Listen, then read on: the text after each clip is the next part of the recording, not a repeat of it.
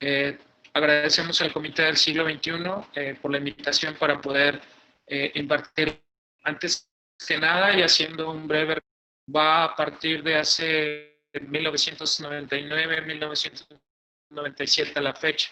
A partir de entonces se empezaron a desarrollar nuevas tecnologías que fueron permitiendo que el radiólogo se involucrara en nuevas ramas de la radiología per se.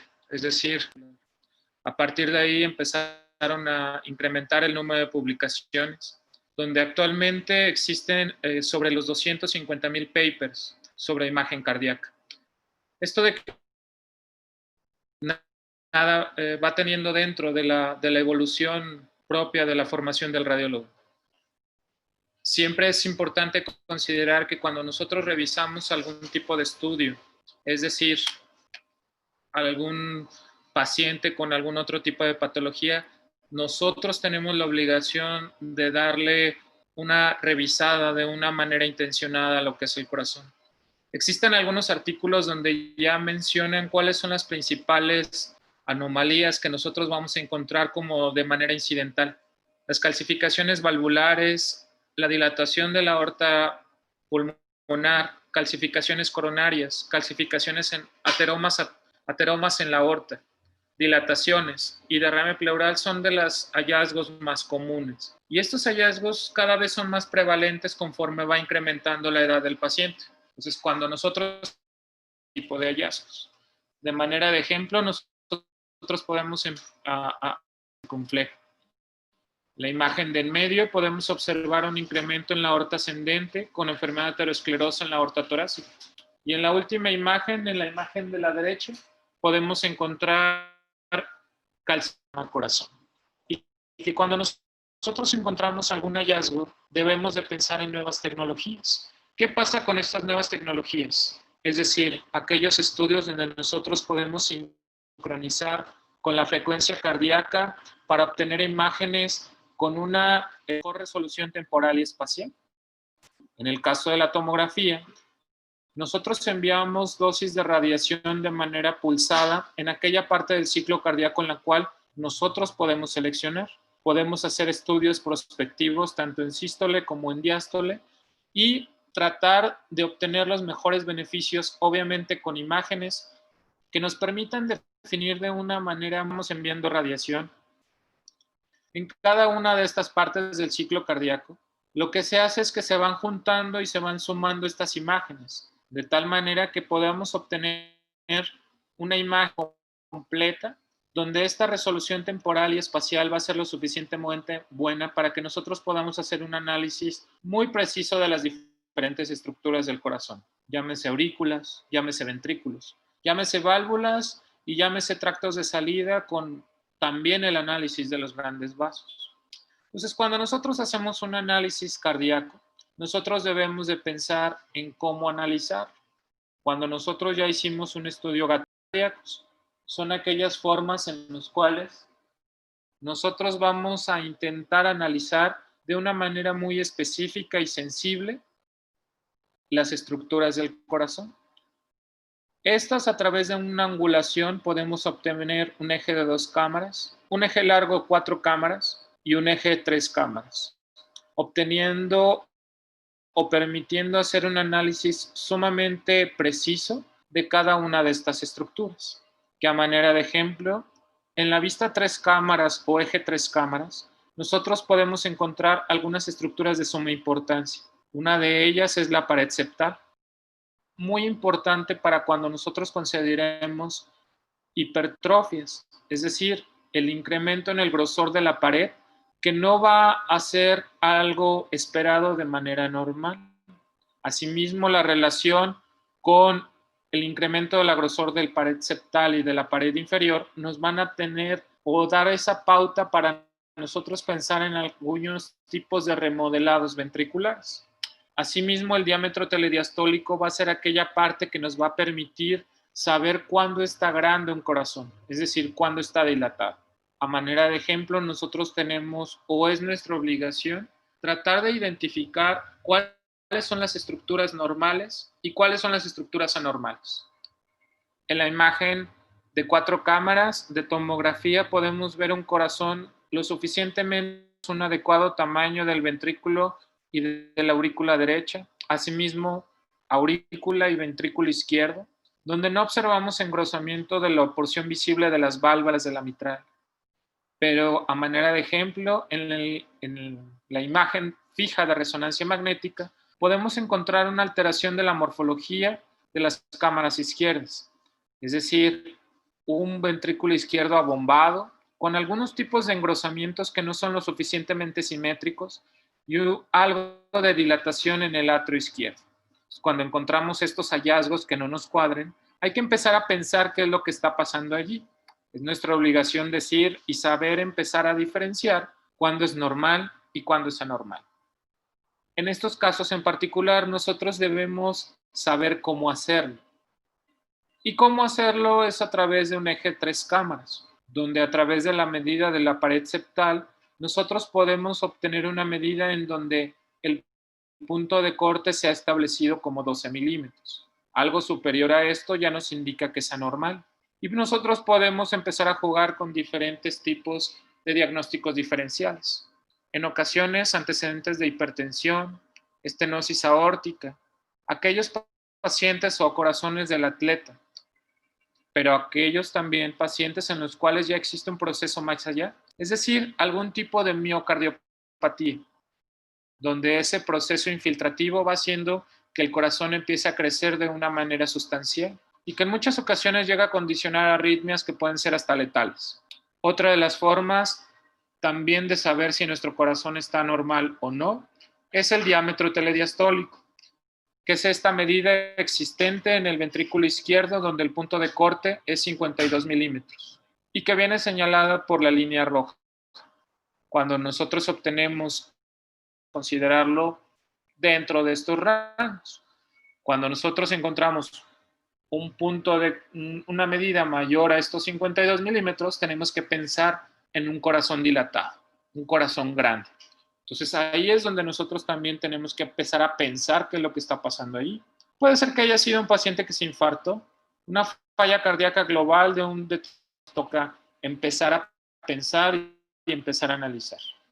Cuando nosotros tenemos estas dos entidades, una de ellas denominada cardiomiopatía dilatada, cuando el corazón crece lo suficientemente para que pueda ser visible ante nuestros ojos el crecimiento de las diferentes cavidades, que en este caso y a manera de ejemplo tenemos una resonancia magnética en secuencia cine, donde nosotros podemos ver este incremento del diámetro de las cavidades izquierdas, con un pequeño jet de regurgitación que se dirige hacia el atrio izquierdo por una insuficiencia mitral. Asimismo, podemos ver que no existe una adecuada contractilidad de manera con mayor compromiso medio y apical de este ventrículo izquierdo. Es aquel corazón donde existe un incremento en el tamaño del grosor de las diferentes paredes. Tenemos una morfología quizás un tanto abombada en aquellos pacientes en los cuales el engrosamiento. Entonces, cuando nosotros empezamos a encontrar este tipo de patologías es cuando nosotros debemos ya empezar a pensar en algún tipo o posible cardiopatía infiltrativa. Estas cardiopatías infiltrativas, que si bien vienen representadas un grupo por la cardiomiopatía hipertrófica, también hay otro grupo que vienen manifestadas por las cardiopatías de movimiento. Puede ser simétrico, puede ser asimétrico, puede ser en el tercio basal, en el tercio medio o en el tercio apical. Y este engrosamiento puede venir definido por un diámetro mucho mayor a los 12 milímetros, sobre todo en aquel periodo de diástole, es decir, cuando el ventrículo está lo más dilatado, sobre el tercio basal, pudiéramos encontrar una restricción sobre la salida de la sangre hacia la emergencia de la aorta, que también en algunos casos en el corte histológico, taquicardias ventriculares sostenidas, y que en muchas de las ocasiones estos pacientes llegan a requerir algún tipo de dispositivos tipo DAI, o en algunas ocasiones también pueden llegar a tener muerte súbita. Se adelgaza, pero existe un importante incremento en el diámetro del ventrículo izquierdo, donde de manera histológica podemos observar este adelgazamiento de las paredes ventriculares y que una de las causas actualmente está muerto y tuvo tendencias a la formación de un aneurisma. Entonces, cuando nosotros volvemos a nuestro tema principal o nuestro focus dentro de la plática, y nosotros estemos pensando en lo que el radiólogo debe de saber de las enfermedades infiltrativas, nosotros tenemos que empezar a jugar primero con 4 tipos de enfermedades. Enfermedad amiloide, enfermedad por sarcoidosis, enfermedad tipo Fabry y enfermedad por hemocromatosis. Pero no sin antes olvidar este gran grupo de cardiomiopatías hipertróficas, donde este incremento en el grosor puede ser simétrico, puede ser asimétrico, puede ser concéntrico, puede ser excéntrico, pero siempre considerar que una de las pautas principales es algo que se denomina el patrón restrictivo. Es decir, cuando existió algún depósito de algún material, enfermedad infiltrativa, llámese amiloide, sarcoide o algunos tipos de glucolípidos en relación a la mente adecuada, condicionando lo que nosotros denominamos el patrón restrictivo y que además tenga la tendencia al crecimiento del atrio izquierdo. También es importante placa aterosclerosa significativa, que obviamente va a condicionar un infarto y que este infarto, si evoluciona, va a condicionar que este tejido miocárdico sea reemplazado por grasa. También va a ser un incremento en el diámetro del ventrículo izquierdo. Entonces, ¿qué pasa cuando nosotros ya tenemos que estar pensando en este tipo de patologías? Nosotros tenemos que pensar de manera sustancial en el aporte de lo que nos viene dado la resonancia magnética. La resonancia magnética, nosotros podemos encontrar algo, si bien no cuantificar de una manera muy sensible, nos van a permitir identificar la presencia o no de edema y la presencia de gadolinio, en donde nosotros podemos hacer técnicas de primer paso, llámese perfusión, y algunas técnicas de reforzamiento tardío. Cuando nosotros hacemos estas técnicas de reforzamiento tardío, es donde aquel o por algún tipo de necrosis dentro del miocardio va a ir condicionando un acúmulo de contraste, que en este caso el gadolinio va a tardar más en tener una salida. Entonces, cuando nosotros hacemos este tipo de secuencias, este gadolinio se va a quedar per se de manera establecida en el tejido miocárdico y nos va a dar realmente a 2 cosas: al tiempo de inversión y al nosotros las adquirimos de los 5 del miocardio y vamos a poder que lleve un territorio de un trayecto obviamente coronario. Nosotros tenemos que pensar en lo que muy posiblemente vaya a ser unas localizaciones que a manera de ejemplo podemos encontrar sitios de unión, obviamente cardiomiopatías hipertróficas, algunas enfermedades congénitas, pero cuando encontramos un patrón de reforzamiento intramiocardial libre o anteroseptal, podemos empezar a pensar en una miocarditis.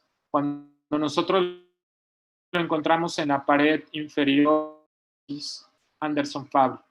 Cuando nosotros encontramos un patrón epical y este reforzamiento, pudiéramos estar pensando de manera que pensar en ese engrosamiento concéntrico del ventrículo, de cierta manera un tanto restrictivo en su apertura, en su movilidad como tal, pero donde vamos a poder encontrar de manera primaria una disfunción diastólica, que posteriormente va a ir progresando hacia una disfunción sistólica.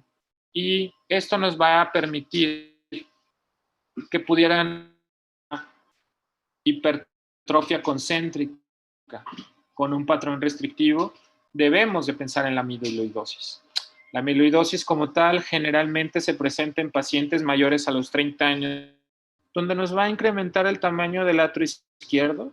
En muchas ocasiones podemos encontrar algo de derrame pericárdico y conforme va evolucionando la enfermedad deteriora en la clase funcional. Es decir, encontrar en la amiloidosis vamos a encontrar un reforzamiento tardío, predominantemente subendocárdico, crecimiento atrial y algunas alteraciones en algunas secuencias que llamamos T1 mapping, así como el incremento en el volumen extracelular, es decir, de cierta manera, a manera de ejemplo, nosotros tenemos que considerar que este reforzamiento tardío va a tener un involucro no solamente del ventrículo izquierdo, también del ventrículo derecho, y que puede verse con extensión hacia los atrios, y que, como ustedes pueden observar en estas imágenes de eje corto, todo este reforzamiento global va a venir dirigido hacia un patrón subendocárdico en todo el ventrículo izquierdo. Cuando nosotros comparamos estas imágenes con las imágenes que en este caso son colores, y ustedes pueden observar, estas secuencias se llaman mapeos mapping. Hay mapeos mapping de unos nos van a permitir cuantificar de una manera muy sensible la presencia de un estado de inflamación a través de una cuantificación de manera muy exacta, ya a través de unas escalas establecidas, donde en el caso de la amiloidosis, estos parámetros van a empezar a incrementar de acuerdo a donde haya mayor cantidad de depósitos amiloides. Y que esto puede ser identificado desde maneras tempranas de la enfermedad y que conforme la enfermedad va a ir progresando, de ejemplo, en esta corte de estudios de estos pacientes, se puede identificar todas estas zonas blancas, que es acúmulo de reforzamiento tardío, con un reforzamiento subendocárdico global, algunos en parches y otros transmurales, histológico en la tinción de rojo Congo, van a ser positivos a depósitos amiloides. Cuando hacen un análisis en esta corte, podemos observar que en toda la parte blanquita que está alrededor del subendocardio, por darle un nombre, van a ser los sitios predilectos en los cuales va a existir el reforzamiento tardío. Entonces hay que recordar que cuando yo tengo un depósito amiloide, generalmente la predilección va a ser en estos sitios. Y que en este análisis también se puede observar que en los cortes de eje largo 4 cámaras hay depósitos amiloides subendocárdicos de manera global con extensión hacia los atrios. También se denomina imagen en cebra, y que cuando hacen el análisis los valores con mayor significancia se pueden encontrar con el volumen o el grosor del ventrículo izquierdo, es decir, hay una mayor significancia. Y otra de las cosas es el reforzamiento tardío. Entonces, cuando nosotros encontramos incremento en el grosor y cuando encontramos reforzamiento tardío, pudiéramos estar pensando de una manera mucho más sustancial lo que es la posible enfermedad por amiloide. ¿Cuáles son los diferentes métodos en los cuales nosotros podemos analizar la enfermedad por amiloide? Obviamente hay que pensar en diferentes modalidades como lo es la ecocardiografía, la resonancia magnética, y que en muchas de las ocasiones, o más bien es así, la ecocardiografía es el método de escrutinio, es el método inicial, en el cual obviamente se va a ver a un componente restrictivo, con una hipertrofia muy posiblemente tipo concéntrica y global, con un patrón espumoso. Y esto haciéndonos aunados algunas alteraciones, sobre todo en el electrocardiograma, donde los voltajes sean bajos y el paciente pudiera tener algún tipo de arritmias, nosotros ya tendríamos que estar pensando en un posible amiloide, donde la resonancia magnética va a fortalecer el pensamiento diagnóstico y pudiera ser concluido solamente a través de la biopsia endomiocárdica. Aquí, a manera de ejemplo, podemos observar un importante reforzamiento tardío sobre ambos atrios, con extensión al ventrículo derecho, reforzamientos en parches, no solamente en los sitios de unión, y un reforzamiento global subendocárdico sobre el tercio medio y apical.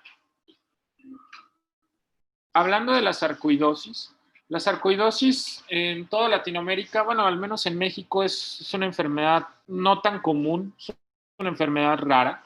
Aquí vamos a encontrar lo que son depósitos sarcoides, es decir, depósitos granulomatosos que su componente va a ir haciendo algunas cicatrices dentro del tejido miocárdico.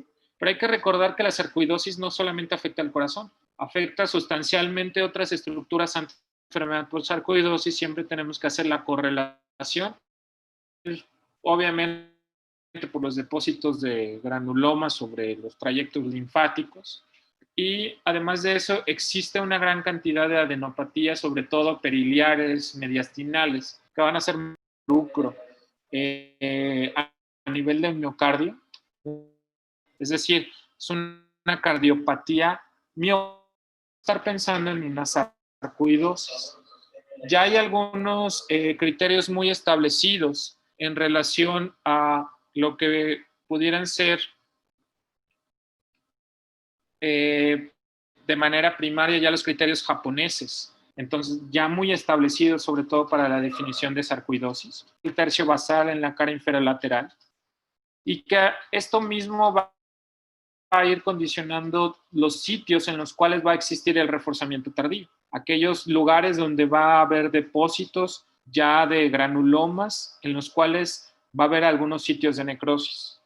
Entonces, ¿qué pasa cuando ya nosotros encontramos algún tipo de reforzamientos de estas características? Nosotros pudiéramos estar sospechando y nosotros pudiéramos encontrar algunos tipos de espectros dentro de la sarcoidosis con algunos anteroseptal y hacia la pared anterolateral y algunos de manera mucho más extensa, sobre todo transmural y posiblemente global. Cuando esto llega a pasar, esto nos indica que conforme va incrementando el reforzamiento o el involucro en el ventrículo izquierdo, en el miocardio, obviamente la sobrevida de estas curvas de Kaplan-Meier, cómo disminuye la tasa común en este tipo de pacientes. Es decir, mientras más reforzamiento tengo, obviamente voy a tener mayor cantidad de eventos adversos, muerte súbita, taquicardias, bloqueos AB completo, y obviamente voy a tener un mayor riesgo a una muerte. Es así que cuando nosotros vayamos incrementando esta acumulación de estos depósitos y vamos a ir condicionando mayor componente restrictivo, que cuando nosotros hagamos nuestro análisis por resonancia, obviamente vamos a encontrar una mayor cantidad de reforzamiento tardío y que tiene que ir asociado de una manera sustancial con la clínica. Es decir, mayor cantidad de bloqueos, mayor cantidad de taquicardias ventriculares y sobre todo mayor cantidad de muertes súbitas abortadas o eventos de muerte súbita. Ahora, hablando un poquito de la enfermedad de Fabry, la enfermedad de Fabry es aquella enfermedad en la cual hay cierta tendencia a la asociación, bueno, es una enfermedad en la cual hay cierta tendencia a la asociación de algunos glucolípidos, hay unos depósitos, pero es una enfermedad relacionada a X, nombre. Va a ir condicionando algunos engrosamientos no muy bien orientados, es decir, algunos engrosamientos que pueden ser asimétricos, con algunas formas no muy bien definidas. Es decir, algunos engrosamientos asimétricos que pueden ir tanto de la pared septal como de la pared anterior y de la pared apical. Cuando nosotros encontramos algunos engrosamientos que a manera global en el tercio apical, obviamente, vamos a nosotros encontrar una mayor cantidad de reforzamiento tardío en estos sitios. Y también es bien cierto que podemos encontrar algunos en la enfermedad de Fabry no tiene un contexto homogéneo en relación a los engrosamientos. Dependiendo en estas escalas, son estos mapas de colores de ojo de buey, nosotros podemos verles de los diferentes engrosamientos, sobre todo apical y septal, y en algunos donde vamos a encontrar una alteración en relación al engrosamiento de la pared septal y de la pared inferior, y otro tipo de engrosamientos de manera sustancial apical. Entonces, cuando nosotros encontramos algún tipo de engrosamiento de tipo así, es decir, septal, sigmoideo, medio ventricular, en una enfermedad de Fabry. Y esta enfermedad, y que obviamente van a ser medio ventricular, aquellos pacientes en los cuales esta muestra fueron pacientes hipertróficos y fueron pacientes con mayor grosor dentro de sus componentes, con un predominio en el tercio medio de los músculos papilares. Podemos encontrar también algunos tipos de o fibrosis, pero estos no mostraron algún grado de significancia. Aquí también los mapeos T1 y mapeos T2, estas secuencias para cuantificar de cierta manera y ver el grado de compromiso infiltrativo y la cantidad de edema. Aquí, a manera inversa de lo que es la amiloidosis, vamos a tener la intensidad de señal anulada, porque aquí estos depósitos de glicoproteínas lo que van a hacer es disminuir esta intensidad de señal. Entonces, cuando nosotros encontramos algunos comparativos, podemos encontrar algunos pacientes con enfermedad de Fabry, donde podemos encontrar algunos tipos de engrosamientos asimétricos, con reforzamientos tardíos de manera difusa, de manera no específica, con un predominio medio ventricular y apical, pero que en los mapeos T1 van a venir anulada la intensidad de señal. Hablando de la estenosis aórtica, aquí, en este caso, obviamente vamos a encontrar a un paciente que puede ser normales. Y en las últimas imágenes de colorcito color como rojo y naranja, es una técnica que se hace en ecocardiograma que se llama strain, donde van a empezar el ventrículo izquierdo, porque así es como contrae el corazón. Hablando de la amiloidosis cardíaca y de la cardiomiopatía hipertrófica, va a haber un incremento en relación a estos valores salas de mapeo T1 y T2. Otra de las patologías en las cuales su servidor va a comentar es la hemocromatosis. La hemocromatosis o la sobrecarga de hierro, condicionando cardiomiopatía. Debe haber un mecanismo, ya sea secundario o primario, del por qué existe una sobrecarga de hierro. Entonces hay que considerar que cuando ya existe un corazón dilatado, vamos a tener deterioro de la clase por el componente infiltrativo, pero debe haber un mecanismo de por qué existe esta sobrecarga de hierro. Entonces podemos tener un componente primario de hemocromatosis por alguna hiperabsorción, algún mecanismo, o podemos tener un componente secundario, una hemoglobinopatía, una mielodisplasia. Aquellos pacientes que han recibido transfusiones de manera muy continua y que van a condicionar un incremento en la carga de hierro y que de manera sustancial esto, no solamente el miocardio se acumula de manera primaria el hígado. Entonces, cuando existe esto, vamos a encontrar elevación en los niveles de ferritina, elevación en los niveles de algunos mecanismos que van liberando el hierro, y que también esto va a ir condicionando a estos depósitos en el ventrículo y van a condicionar una disfunción miocárdica. ¿Cómo nosotros podemos hacer este análisis?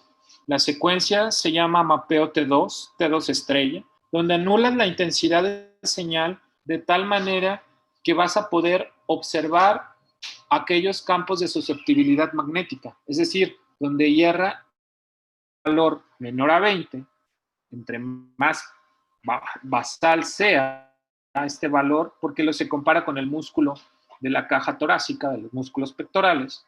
Conforme vaya disminuyendo este valor de mapeo T2, va a ser más sustancial esta enfermedad de hemocromatosis. Entonces, la sobrecarga de hierro va a ser muchísimo mayor y obviamente el riesgo de falla cardíaca va a incrementar, va a generar o va a condicionar una dilatación del ventrículo izquierdo, deterioro de la clase funcional y arritmias que pueden empezar por taquicardias ventriculares, pueden hacer bloqueos y pueden llegar a condicionar muerte súbita. A manera de ejemplo, en esta imagen, podemos observar en un mapeo de T2 estrella donde la intensidad de señal del músculo miocárdico es muy parecida a la intensidad de señal del hígado. Dentro de diferentes estudios que se han realizado, se ha encontrado que este mapeo de T2 estrella es el método muchísimo más sensible para poder determinar si existe o no de manera sustancial hemocromatosis a nivel de miocardio. Y donde, si bien podemos encontrar esta sobrecarga de hierro, nosotros hacemos la sumatoria de estas tres características, debemos considerar la hemocromatosis. A manera de conclusión, ¿qué es lo que nosotros debemos de llevarnos a casa? Que siempre de vasculares, sobre todo en identificar alguna anomalía cardíaca, es algo obligatorio, intentar identificarla. Y también empezar a recordar el beneficio de un estudio gatillado. Es decir, que si yo encuentro alguna alteración que sea sustancialmente significativa que se va a beneficiar con un estudio gatillado, hagámoslo, porque esto va a dar pauta al beneficio de un paciente. Y de manera final, también pensar que las enfermedades infiltrativas existen. Si yo empiezo a encontrar un corazón dilatado, tiene muchos ganglios, pues pudiera pensar en una sarcoidosis. Y si tengo un paciente con un corazón hipertrófico, con algo de derrame pericárdico, que es una mujer de 50, 60 años, también pudiera empezar a pensar en una posible amiloidosis. Entonces son de aquellas cosas en que de manera primaria hay que pensarles para poder hacer análisis sustanciales secundarios y poder concretar este diagnóstico. Bueno, les agradezco muchísimo su atención y su servidor Daniel García. Estoy a sus órdenes en la ciudad de León, Guanajuato. Muchas gracias.